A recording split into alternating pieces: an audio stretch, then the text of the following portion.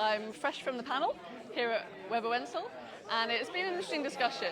With everyone else on the panel being lawyers, the focus really got down to the fundamental nuts and bolts of how we avoid issues, how we deal with issues, and the importance of the collaboration between the governments involved in cross-border transactions. We tried to elevate that to the practicalities of using the infrastructure once it's there for the benefits of power trade, recognising that in terms of regional integration we already have SAP and the SAP markets, which, as you know, we trade on very actively every day. Yeah, and I guess our role is very different. You know, we're not building cross-border infrastructure, we're using it.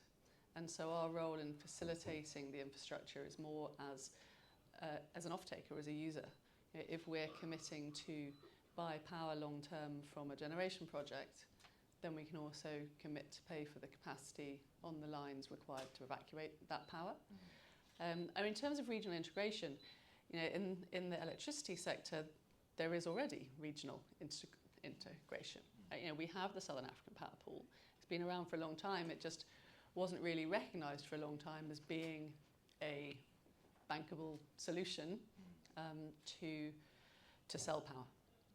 And that's really what we've been trying to support, recognising that the old model that put single counterparty risk on a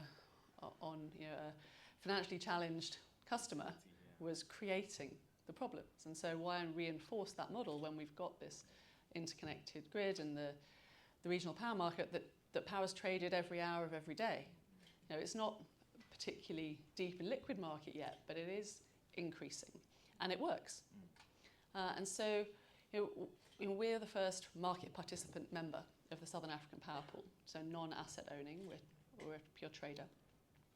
Our main role, though, is to facilitate investment in new generation by being a more creditworthy long-term counterparty than many of the utilities. And we, in turn, mitigate our risk through that regional approach. We're building a portfolio of generation. So we're not building the projects, we're buying from all the expert developers out there. The SAP Regional Transmission Infrastructure Financing Facility is looking to finance a portfolio of new regional interconnectors. And I think for me the beauty of that is that it recognises the fact that it is an interconnected grid and that you can't tell the electrons where to go. You know, they go where they go where they flow. And so you know, there are, you know, of all the interconnectors we'd love to be built, some the case for them is stronger on a standalone basis than others, but they all benefit the system. And so financing them as a portfolio is the way to get them all done. And so I'm a huge supporter of RTIF. And behind that, you know, those priority projects were selected by SAP, you know, based on the SAP modelling and forecast, you know, regional flows, and validated by the SADC energy ministers. So in terms of the political buy-in, that, you know, that is there because it's not going to work without that level of collaboration. I mean, Rob's question, you know, around the private interconnectors and particularly those ones into DRC, I must say I, for one, am not clear on quite how they're going to operate. Yeah, they are interconnectors. They're, you know, the SAP rules around transmission capacity allocation, I'm unclear to the extent to which they're going to apply. You know, they do all have more flexibility around the transmission pricing. As Rob, you know, also mentioned, the current SAP transmission pricing is too low. And we're finding in our discussions with a number of utilities that, you know, while they're happy to wheel for each other using the current SAP pricing, they won't wheel for anyone who's not a utility at that price. And we understand it's not cost reflective, but they're therefore looking to overcompensate by charging much higher prices to third-party users, which is just distorting the market. You know, it's destroying this concept of a level playing field.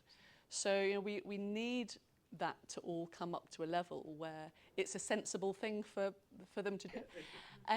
So I mean, really for us to be able to operate in a country, we need to have a license which allows us to buy power locally and sell it locally, and if relevant also export.